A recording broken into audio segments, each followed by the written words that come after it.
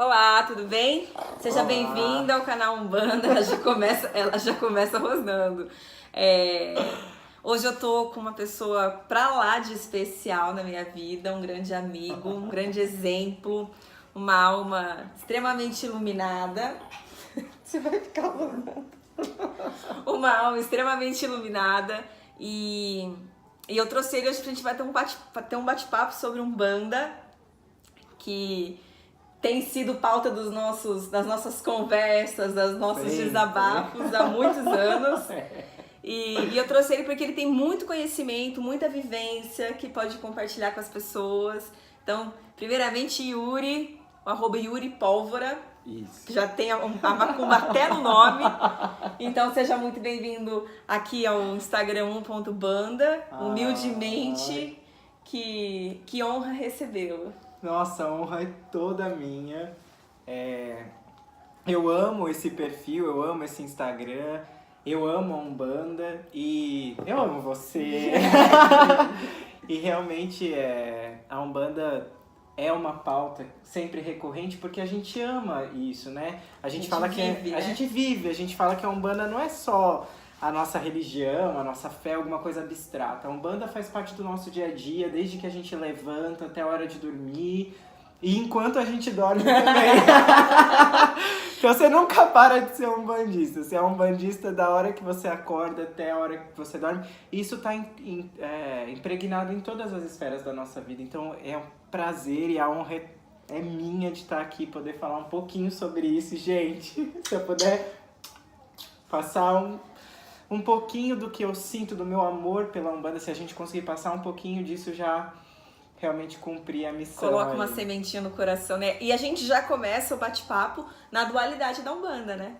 Exatamente. Coincidentemente, ele de branco, trazendo, né, todo o lado direito, né, Oxalá, todos os guias de direita que nos acompanham. E eu com o nosso lado esquerdo, como sempre.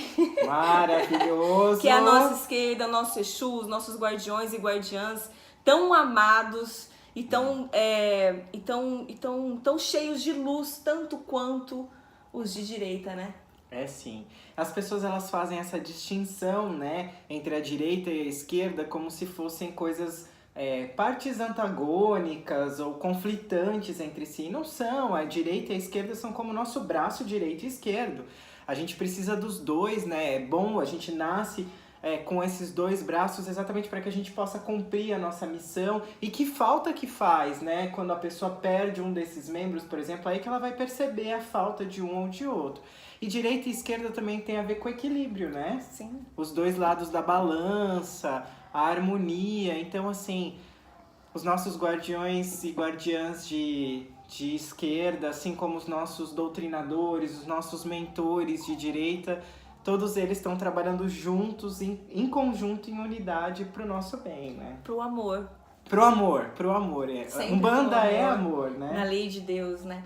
E a gente falou que ia falar sobre um pouco a história da Umbanda, mas coincidentemente ontem, meu mestre, né, particularmente falando, meu mestre Alexandre Cumino, ontem ele gravou um programa na Mundial, que é a rádio dele, a Umbanda Linda, falando um pouco da história da Umbanda, e ele também tá anunciando a 4ª edição do livro dele, A História da Umbanda, que é sensacional. Então, assim, em muitos vídeos no YouTube, aqui mesmo no Instagram, você vai encontrar um pouco da história completa da Umbanda. O que a gente vai fazer é um en passant, que a gente vai falar um pouquinho sobre o que é a história da Umbanda, onde começou, o nosso amado, idolatrado Zélio Fernandino de Moraes. E aí eu também vou pedir para que o Yuri brevemente conte um pouco o encontro dele com a Umbanda nessa vida, como que foi isso para ele. Então, a Umbanda é uma religião genuinamente brasileira. Eu costumo dizer, e posso até estar errada, e me corrija se eu estiver a forma de dizer, mas a Umbanda, na verdade, o caboclo das 7 encruzilhadas, né, do nosso querido e amado Zélio Fernandino de Moraes, Sim.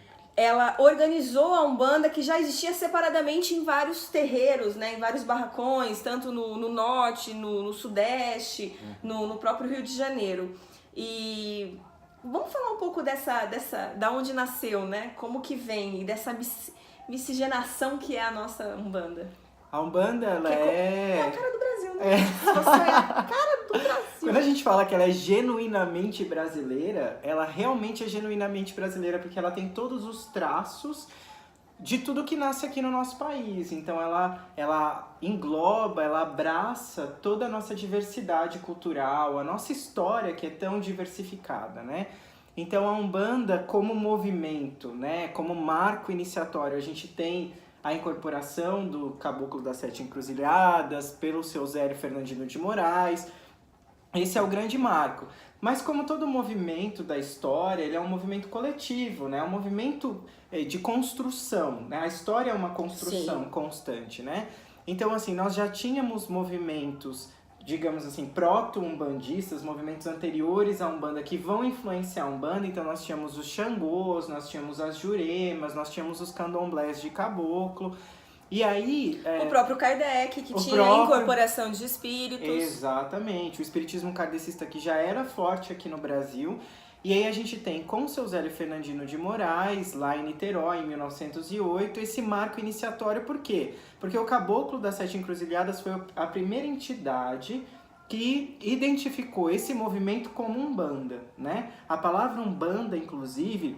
Ela tem aí diversos significados e diversas raízes, né? Então a gente tem uma raiz que traça a Umbanda desde o sânscrito, né? Como lei divina. Nós temos uma raiz de Umbanda que é especificamente mais voltada para a afrodiaspórica, né? Para uma parte mais afrodescendente, que é a Umbanda que vem dos Angolas, dos Quimbundos, né? Que significa cura, curandeiro. Então, assim, o Caboclo das Sete Encruzilhadas pega tudo isso, parece, e faz uma síntese e fala, olha, hoje inicia-se um movimento, né? Na casa do meu aparelho, onde todos os espíritos de pretos, caboclo, índios, vão ter a liberdade. Voz, né? E ele fala, acho que é a frase mais impactante da Umbanda, que ele fala assim, vocês, Deus na sua infinita sabedoria, pôs a morte como nivelador de todos os homens. E vocês ainda fazem e querem fazer essa distinção por causa das suas vaidades.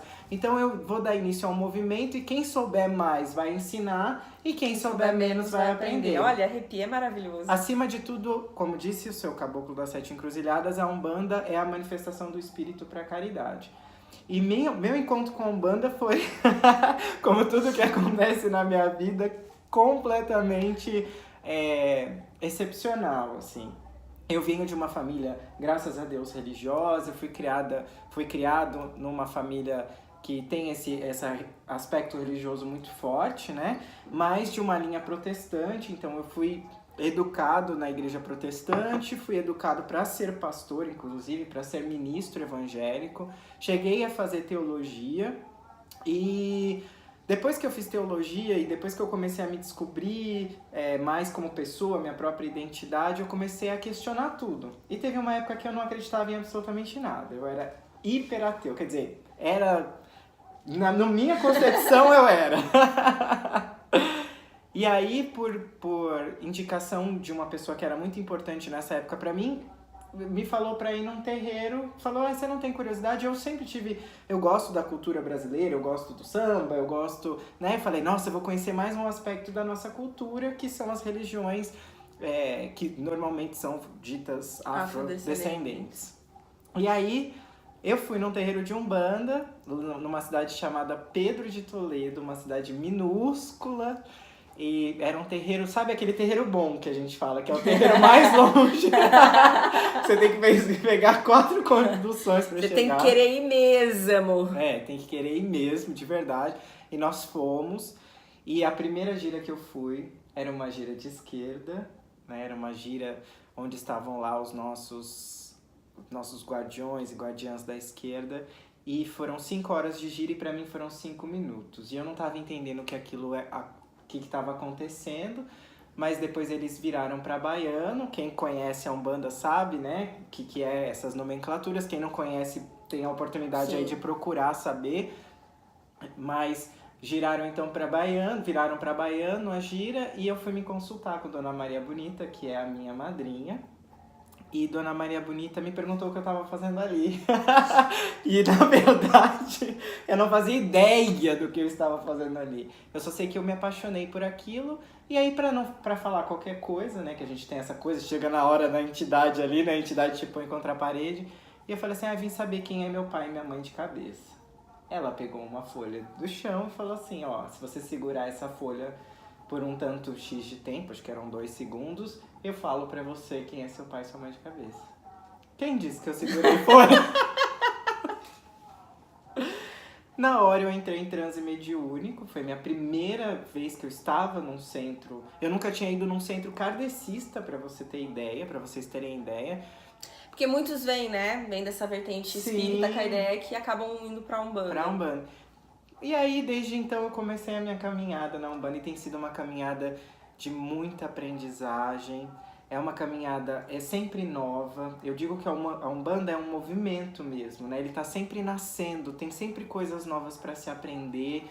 E como a gente estava conversando, eu falei para você, parece que quanto mais você busca, quanto mais você se aprofunda, mais você tem para se aprofundar. E isso é importante também dizer, né? Essa questão do estudo. Eu e o Yuri, a gente conversa bastante sobre a importância de se ler, de estudar. Ela tá na minha tá beijando. Que lindo. A importância de você buscar conhecimento, buscar várias vertentes dentro da Umbanda. Então, vários escritores, eu bebo muito na fonte de Rubens Saraceni, Alexandre Comino, que eles me trouxeram, eles me acolheram. Então, no momento que eu tava com dúvidas e de sensações, foi no livro do Alexandre Comino que eu consegui as respostas, que eu me senti acolhida. Mas sim, eu também já li outras literaturas de outros escritores dentro da Umbanda, como o W.W. da Mata, por exemplo. Imagina que eu, quando comecei na Umbanda, fui procurar literatura e eu comecei logo pelo pai W.W. da Mata. E aí, e é muito profundo, né? É uma pessoa que se dedicou muito à Umbanda e principalmente aos aspectos mais esotéricos da Umbanda. E ele faz um traçado orientalista, né? Totalmente voltado para o hinduísmo, né? E também muito brasileiro, muito caboclo. E para mim aquilo parecia que eu entrei num labirinto, mas foi uma experiência muito importante. Eu também conheci a literatura do pai Rubens, então é uma fonte que eu bebo bastante, a gente tem isso em comum. De conversa, tricô. A Umbanda Sagrada acaba sendo também, porque a gente se identifica com o modo como ele... E uma coisa que é importante a gente falar é que, assim, quando a Umbanda começou lá em 1908, né, a gente tinha muita desconfiança em cima do que os guias fariam, das entidades, realmente... Era novo, né? Era tudo muito novo. Então, não tinha muito conhecimento, as pessoas não tinham uma literatura, porque estava começando. Uhum. As pessoas buscavam muito na fonte do candomblé, do próprio candomblé. Sim. Porque, justamente pela questão dos orixás, né? A Umbanda cultua, o orixá cultua de forma diferente do candomblé, de forma diferente, de uma forma umbandista. Mas ela ia buscar na fonte do candomblé. E aí, com a literatura, foi se perdendo aquelas coisas de a entidade precisa provar que tá em terra, a entidade precisa botar fogo e pisar pra provar. Isso foi se perdendo. E quando você tem esse conhecimento, você vai buscando conhecimento, você vai entendendo tudo o que acontece dentro de um terreiro. Desde a defumação, desde a velhinha acesa, desde o sal grosso na porta, até a trunqueira, como que funciona, o passe energético que a gente estava falando, o reiki... Como tudo isso é importante, né, pra dentro do cenário umbandista. Sim. E como faz sentido. Uma coisa que um amigo espiritual nosso fala muito é o seguinte: na Umbanda não tem nada em excesso e não tem nada faltando. Tudo tá ali por uma razão, todos os elementos. O fogo, a água, o incenso, a defumação, né, os cânticos, tudo tem um porquê e tem um lugar. Ocupa um lugar naquele momento, sim, né, que vai ser importante para aquelas pessoas que foram buscar. Então, o médium saber disso não diminui a qualidade do trabalho mediúnico, pelo contrário. Ele facilita que você entenda melhor o que as suas entidades estão fazendo, o que elas querem fazer, qual o propósito delas, e também facilita para você aprender em relação a isso, para você entender o que você pode trazer para sua vida também, o que você pode trazer para a vida de outras pessoas. Essa de mais conversa sobre Umbanda aqui. Eu amei. A você que ficou aqui até agora, axé, muito obrigada. Axé. Margot participou hoje do vídeo inteiro. É Você verdade.